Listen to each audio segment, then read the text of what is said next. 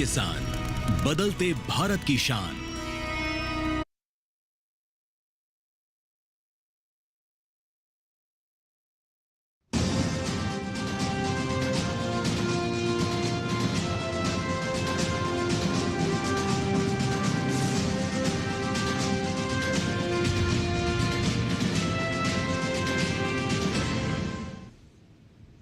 नमस्कार, स्वागत है आपका किसान समाचार में। मैं हूं रेशमा आपके साथ। आइए नजर डाल लेते हैं इस वक्त की हेडलाइंस पर। विश्व की सबसे बड़ी वित्तीय समावेशन योजना जनधन के 11 वर्ष पूरे। अब तक 56 करोड़ से अधिक लोगों के खोले गए बैंक खाते, 56% महिला लाभार्थी।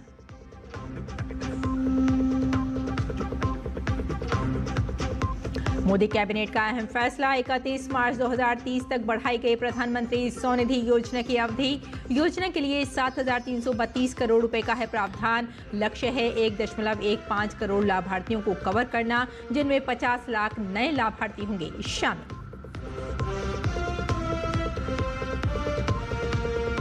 भारत से अमेरिका भेजे जाने वाले सामानों पर 50% टैरिफ 27 अगस्त से हो गया है लागू।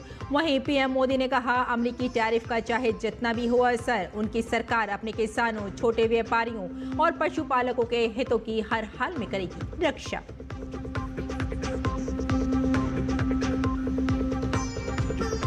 और पंजाब में रावी नदी का बढ़ने लगा जलस्तर। बचाओ अभियान के लिए एनडीआरएफ और सेना ने संभाली कमान। उधर जम्मू कश्मीर में घटा झेलम का जलस्तर। और आइए अब समाचारों पर डालते हैं विस्तार से नजर। भारत में आज लगभग हर व्यक्ति का बैंक खाता होना आम बात है, लेकिन आज़ादी के 65 साल बाद भी लगभग एक दशक पहले तक देश के करीब आधे परिवारों के लिए बैंकिंग सेवाओं तक पहुंचना एक सपना था। प्रधानमंत्री नरेंद्र मोदी के आह्वान पर 28 अगस्त 2014 को दुनिया के सबसे बड़े वित्तीय समावेशन की योजना की शुरुआत हुई, जिसने शानदार 11 साल पूरे कर लिए हैं। देखिए हमारे संवाददाता अजय मिश्र की ये रिपोर्ट। प्रधानमंत्री नरेंद्र मोदी के नेतृत्व में 2014 में शुरू की गई विश्व की सबसे बड़ी वित्तीय समावेशन योजना प्रधानमंत्री जन धन योजना एक क्रांतिकारी बदलाव साबित हुई है। 28 अगस्त 2025 को इस योजना ने अपने शानदार 11 वर्ष पूरे कर लिए हैं।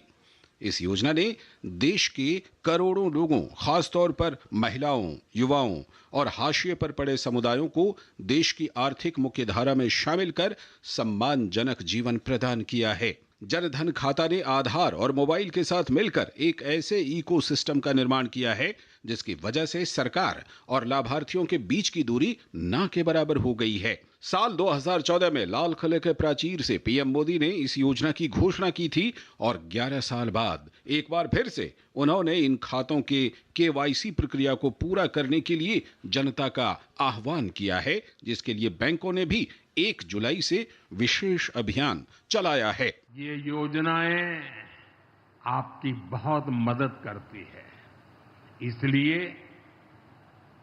बैंकों ने जो जितना बड़ा अभियान चलाया है, आप इसका बहुत फायदा लीजिए। पूरे देश के लोगों से मैं कहता हूं, आप इन कैंपों में जरूर जाइए। अब अगर आप अब तक इन योजनाओं से नहीं जुड़े हैं तो उनके लिए रजिस्ट्रेशन करवाइए। अभी तक जनधन योजना के तहत करीब 56 करोड़ खाते खोले गए। इन खातों में 67% गांवों और अर्ध शहरी क्षेत्रों में खोले गए। महिला खाता धारकों की संख्या 30 करोड़ यानी 55% से ज्यादा है। इन खातों में जमा राशि 2.63 लाख करोड़ रुपए को पार कर गई है। ग्लोबल फिनडेक्स 2025 के मुताबिक देश में 90% लोगों का बैंक खाता है। साल 2011 में यह आंकड़ा केवल 35% तक ही सीमित था। विश्व बैंक के मुताबिक भारत ने 6 सालों में वो करके दिखाया जो 47 सालों में पूरा होता। इन खातों के साथ फ्री रुपए कार्ड और 2 लाख रुपए का दुर्घटना बीमा की भी सुविधा मिलती है। 10,000 रुपए के ओवरड्राफ्ट की सुविधा ने कमजोर वर्गों को सशक्त बनाया। प्रधानमंत्री जनधन योजना की सफलता का अंदाजा इस बात से लगाया जा सकता है कि जनधन खातों के माध्यम से अब 321 सरकारी योजनाओं का लाभ सीधे लाभार्थियों तक पहुंच रहा है, जबकि 2013-14 में यह संख्या 28 थी। इनमें आयुष्मान भारत, किसानों के लिए पीएम किसान, रेहड़ी पटरी वालों के लिए पीएम स्वनिधि, फसल बीमा योजना, गरीब कल्याण योजना, पीएम आवास योजना, उज्ज्वला योजना या दीनदयाल अंत्योदय जैसी प्रमुख योजनाएं शामिल हैं। प्रधानमंत्री जनधन योजना महिलाओं के सशक्तिकरण के एक सशक्त माध्यम के रूप में उभरी है, खासकर असंगठित क्षेत्रों में कार्यरत महिलाओं के लिए।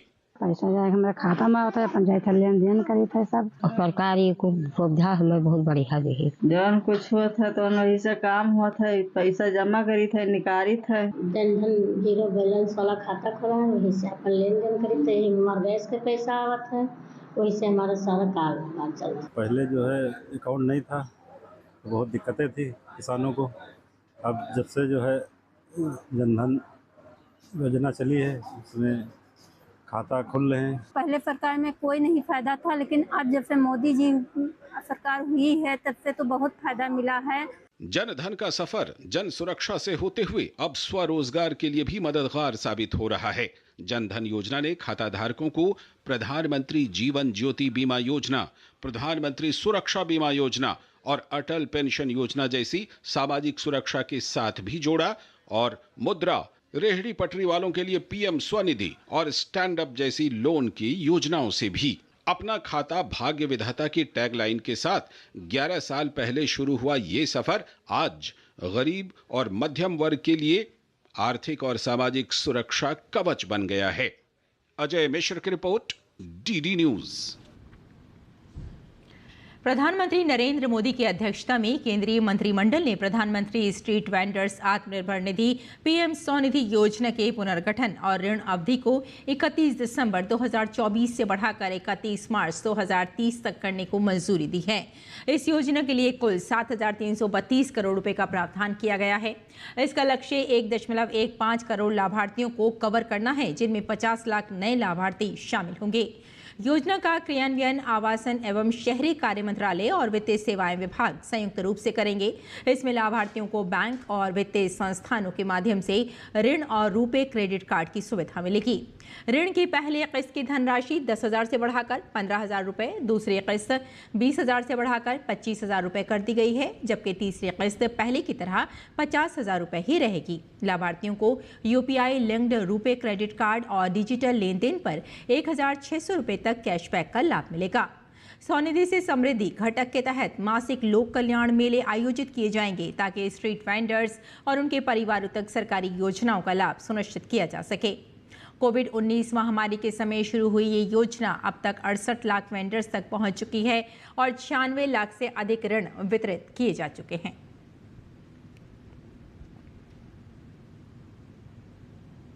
भारत से अमेरिका भेजे जाने वाले सामानों पर 27 अगस्त से 50% टैरिफ लागू हो गया है। वहीं पीएम मोदी पहले ही साफ कह चुके हैं कि भारतीय सामान पर 50% अमेरिकी टैरिफ का असर चाहे जितना भी हो, उनकी सरकार अपने किसानों, छोटे व्यापारियों और पशुपालकों के हित की रक्षा हर हाल में करेगी। एक्सपर्ट्स का अनुमान है कि इस स्थिति से निपटने के लिए सरकार को अपनी व्यापार नीति में बदलाव करना पड़ सकता है। सरकार को अमेरिका पर निर्भरता कम करने के लिए यूरोप, रूस या अन्य देशों में व्यापार बढ़ाना होगा। साथ ही भारत को अब चीन, मिडिल ईस्ट और अफ्रीका के बाजारों पर फोकस करना होगा। अमेरिकी टैरिफ वृद्धि का देश की दीर्घकालिक आर्थिक वृद्धि पर कोई प्रतिकूल प्रभाव नहीं पड़ेगा।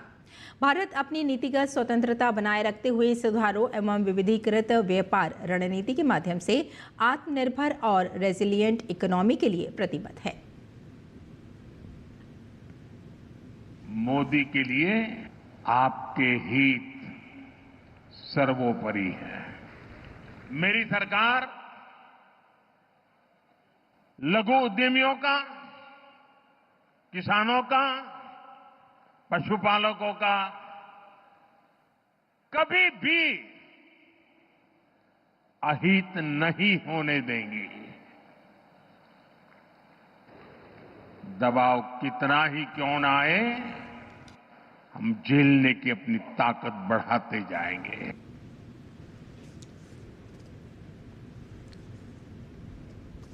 और लगातार 3 दिनों की भारी बारिश के बाद जम्मू कश्मीर में आज मौसम बेहतर है।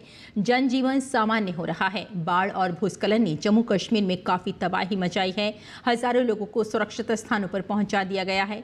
स्कूल और कॉलेज आज भी बंद रहेंगे। कॉल और इंटरनेट सर्विस बहाल हो गई है। हालांकि बिजली और पानी की समस्या अभी भी कई स्थानों पर बनी हुई है।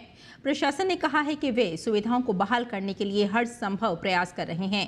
इससे पहले कल उपराज्यपाल मनोज सिन्हा ने भी जम्मू के हालात की समीक्षा की और अधिकारियों को जरूरी निर्देश दिए।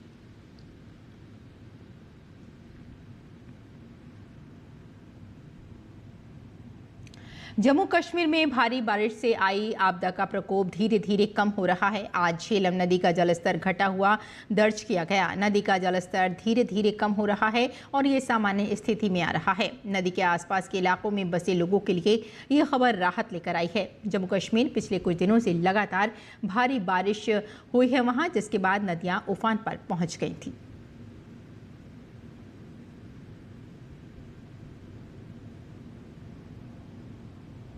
और उत्तर प्रदेश के वाराणसी और प्रयागराज में पिछले कुछ समय से गंगा नदी उफान पर है। नदी का जलस्तर बढ़ने के कारण गंगा घाट पानी में डूब गए हैं। वहीं बाढ़ का पानी लोगों के घरों तक पहुंच चुका है।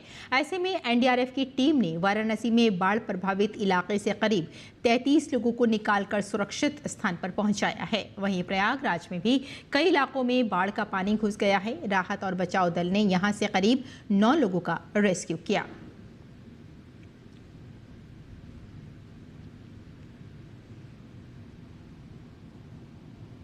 राजधानी दिल्ली में यमुना नदी का जलस्तर लगातार बढ़ रहा है। आज सुबह 7 बजे यमुना का जलस्तर 205.46 मीटर दर्ज किया गया, जो खतरे के निशान से 205.33 मीटर से ऊपर है। हथनी कुंड बैराज से 36,570 क्यूसिक, वजीराबाद बैराज से 58,290 क्यूसिक और ओखला बैराज से 42,006 क्यूसिक पानी छोड़ा गया है। जलस्तर बढ़ने के साथ ही दिल्ली सरकार ने निचले इलाकों के लिए अलर्ट जारी कर दिया है। स्थिति को देखते हुए प्रशासन ने लोगों से सतर्क रहने और सुरक्षित स्थान की ओर जाने की अपील की है।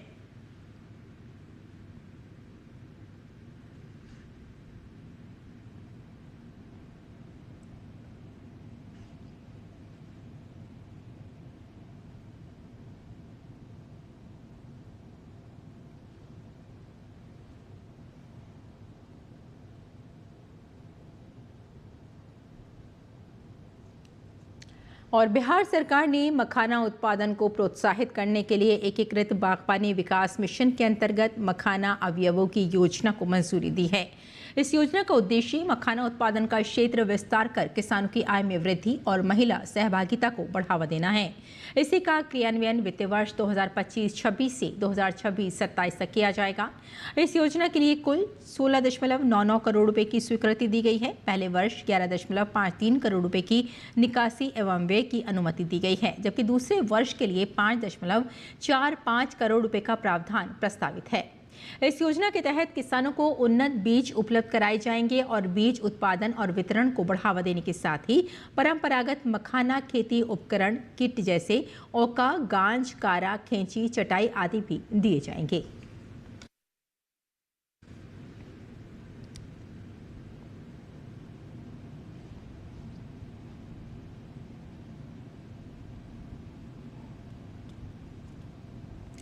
और इन दिनों कई स्थानों पर धान की फसल में लटों का प्रकोप बना हुआ है। राजस्थान में लट प्रभावित क्षेत्र गांवों डोरा तुलसी के भ्रमण के दौरान विशेषज्ञों ने पाया कि धान की फसल में स्विमिंग कैटरपिलर को प्रकोप हो रहा है। इस लट का रूप रंग शुरुआती अवस्था में हल्के हरे रंग का होता है, जिन पर पीली सफ़ेद धारियां होती हैं। बाद में ये गहरे भूरे या धूसर हरे रंग के हो जाते हैं और इनके किनारों पर विशिष्ट अर्धचंद्राकार काले धब्बे पाए जाते हैं। कैटरपिलर झुंड में भोजन करते हैं और पत्तियों को खाकर नष्ट कर देते हैं और यहाँ तक के पौधों के आधार को भी काट कर नष्ट कर देते हैं।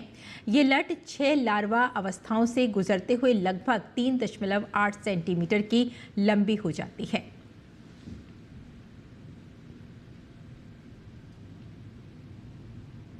और मध्य प्रदेश सरकार ने राष्ट्रीय बागबानी एकीकृत विकास कार्यक्रम के तहत किसानों की फसलों को जंगली जानवरों से बचाने के लिए एक नई योजना शुरू की है। इस योजना के अंतर्गत उद्यानिकी फसल उगाने वाले किसान अपने खेतों के चारों ओर तार और खंबे की फेंसिंग लगवा सकते हैं, जिसके आधे खर्च का वहन राज्य सरकार करेगी।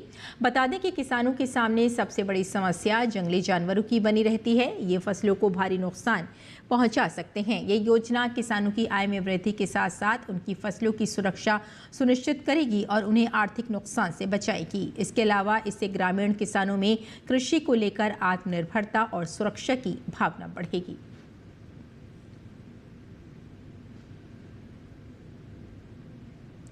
और आइए अब जान लेते हैं मंडी का भाव क्या है।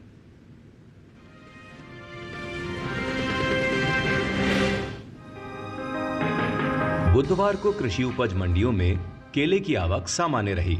27 अगस्त को इसके भाव में तेजी का रुख रहा। जबकि कुछ मंडियों में भाव गिरे तो कुछ में केले का कारोबार बिना किसी फेरबदल के साथ हुआ।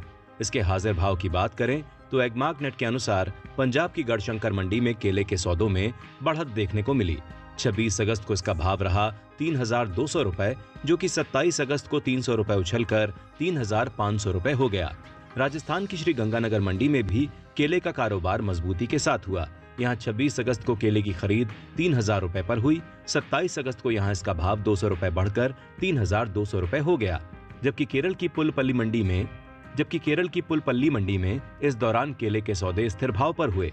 यहाँ दोनों दिन यानी 26 और 27 अगस्त को केला बिना किसी फेरबदल के 3,300 रुपए पर बिका। वहीं उत्तर प्रदेश की फैजाबाद मंडी में 27 अगस्त को केले का कारोबार 20 रुपए टूटकर 2,800 रुपए से 2,780 रुपए पर हुआ। बता दें कि भारत दुनिया का सबसे ज्यादा केले की पैदावार करने वाला देश है। बावजूद इसके भारत बड़ी मात्रा में केले का निर्यात वैश्विक बाजार में नहीं करता। वैश्विक बाजार में भारतीय केले के निर्यात का हिस्सा केवल 1% है, जबकि विश्व स्तर पर 35.36 मिलियन मीट्रिक टन केले की पैदावार में देश की हिस्सेदारी 26.45% है। वित्तीय वर्ष 2022-23 में भारत ने 176 मिलियन अमेरिकी डॉलर के केले का निर्यात किया, जो सिर्फ 0.36 मिलियन मीट्रिक टन के बराबर है। वहीं आंध्र प्रदेश देश का एक ऐसा राज्य है जहां केले की सबसे ज्यादा पैदावार देखने को मिलती है। यहाँ की मुख्य फसल केला है। इसके बाद महाराष्ट्र, कर्नाटक, तमिलनाडु और उत्तर प्रदेश का नंबर आता है, जहाँ केले की खेती बड़े पैमाने पर होती है। ये 5 राज्य ऐसे हैं जिन्होंने वित्त वर्ष 2022-23 में केले की कुल पैदावार में लगभग 67% का योगदान दिया था। अगले 5 वर्षों में भारत से केले के निर्यात में 1 बिलियन अमेरिकी डॉलर का लक्ष्य हासिल करने की उम्मीद है।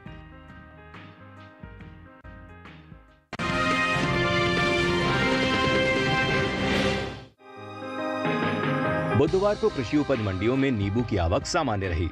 वहीं दामों की बात करें तो अधिकतर मंडियों में कोई खास उतार चढ़ाव नहीं देखा गया, जबकि राजकोट मंडी में अच्छी खासी तेजी रही। एग्मार्क नेट के मुताबिक पंजाब के लुधियाना मंडी में नींबू का कारोबार बिना किसी फेरबदल के साथ हुआ। यहाँ दोनों दिन यानी 26 और 27 अगस्त को नींबू 2,500 रुपए पर बिका। इसी तरह उत्तर प्रदेश की हसनपुर मंडी में मंगलवार को नींबू का भाव रहा 2,520 रुपए, जो कि बुधवार को भी बिना किसी बदलाव के 2,520 रुपए पर टिका रहा। हरियाणा की हांसी मंडी में स्थिर भाव का सिलसिला जारी रहा। 26 अगस्त को इसका दाम रहा 4,000 रुपए, जो कि 27 अगस्त को भी 4,000 रुपए पर बरकरार रहा। वहीं गुजरात की राजकोट मंडी में 26 अगस्त को नींबू का भाव रहा 1,750 रुपए, जो कि 27 अगस्त को 500 रुपए उछलकर 2,250 रुपए हो गया। बात सब्जियों की पैदावार की करें तो राष्ट्रीय बागवानी बोर्ड की ओर से जारी दूसरे अग्रिम अनुमान के मुताबिक साल 2024 में कुल ताजा सब्जियों की पैदावार 204.96 लाख मीट्रिक टन हुई है। वहीं निर्यात पर नजर डालें तो एपीडा की ओर से जारी ताजा आंकड़ों के मुताबिक भारत ने ताजा सब्जियों का तकरीबन 828.26 मिलियन अमेरिकी डॉलर की कीमत का निर्यात किया है।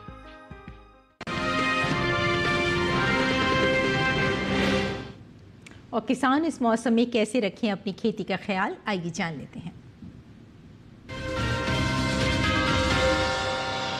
नमस्कार, आप देख रहे हैं डीडी किसान। मैं हूं एआई कृष और आज हम भारत के विभिन्न राज्यों में होने वाली खेती किसानी से संबंधित सलाहों के बारे में पूरी जानकारी देंगे।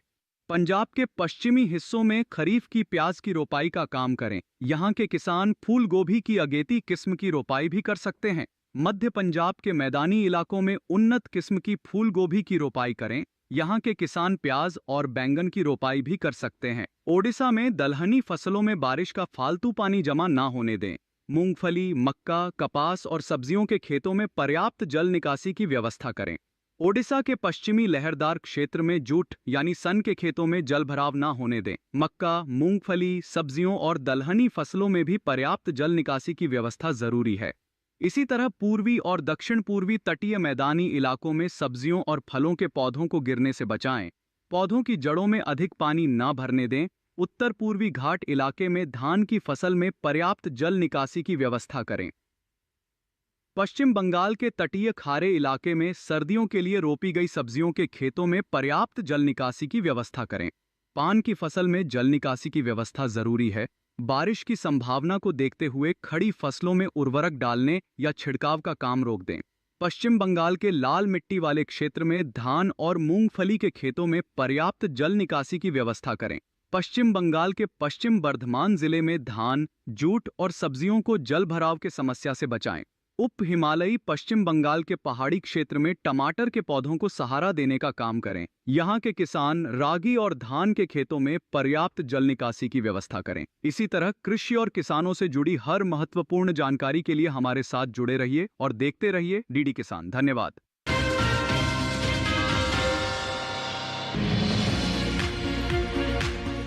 इस समय पालक की बुआई की जा सकती है। पालक को मैदानी और पहाड़ी दोनों क्षेत्रों में बोया जा सकता है। वैसे तो इसे किसी भी प्रकार की मिट्टी में बोया जा सकता है, फिर भी दोमट मिट्टी इसके लिए सर्वोत्तम मानी जाती है। अलग अलग राज्यों के लिए अलग अलग किस्में हैं। किसान वैज्ञानिकों से सलाह लेकर बीज का चुनाव कर सकते हैं। अच्छी नमी से बुआई करने पर तुरंत सिंचाई की जरूरत नहीं पड़ती। फिर भी बुआई के 8 से 10 दिन बाद सिंचाई करना आवश्यक है। इसके बाद 10 से 15 दिन के अंतराल पर सिंचाई करते रहें। पत्तियों की हर कटाई के बाद सिंचाई करना ना भूलें। खरपतवार नियंत्रण के लिए बोने के 15 से 20 दिन बाद पहली निराई गुड़ाई कर दें। पालक के लिए 2 से 3 बार निराई गुड़ाई करनी चाहिए।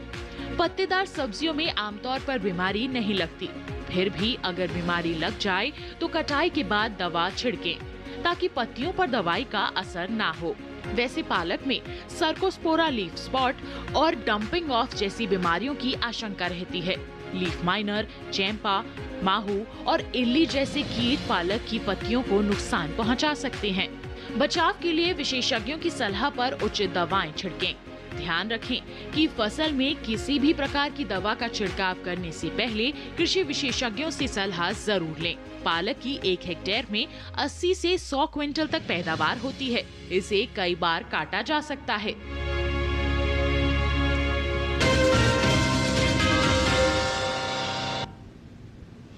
खेती किसानी के साथ साथ आइए नजर डाल लेते हैं कुछ और महत्वपूर्ण खबरों पर। खास खबर में प्रधानमंत्री नरेंद्र मोदी आज रात 2 देश जापान और चीन की विदेश यात्रा के लिए रवाना होंगे। अपनी यात्रा के पहले चरण में पीएम मोदी जापान में 2 दिवसीय दौरे पर रहेंगे।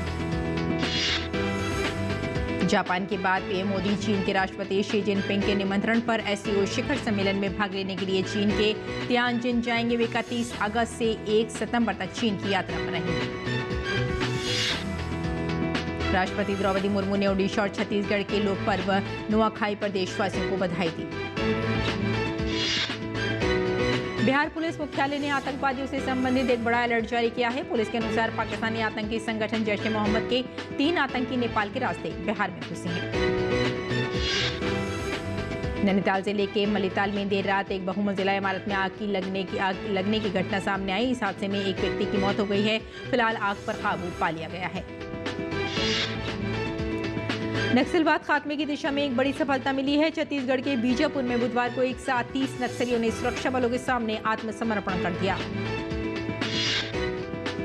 उत्तरी कश्मीर के गुरेज सेक्टर में सुरक्षा बलों ने घुसपैठ की कोशिश को नाकाम करते हुए 2 आतंकियों को मार गिराया है। नौशहरा नरद के पास नियंत्रण रेखा पर सेना ने इन घुसपैठियों को ढेर कर दिया। जम्मू में स्थित माता वैष्णो देवी यात्रा अस्थायी रूप से रोक दी गई है। मार्ग पर भूस्खलन, पुल ढहने और भारी बारिश के कारण ये फैसला लिया गया है। अयोध्या में रामलला मंदिर परिसर में वैदिक मंत्रोच्चार और विधि विधान के साथ राम मंदिर की बाउंड्री वॉल निर्माण के लिए भूमि पूजन किया गया। गणेश उत्सव के दूसरे दिन मुंबई के लाल बागचा राजा भगवान गणेश के दर्शन के लिए भक्तों की भारी भीड़ देखी गई।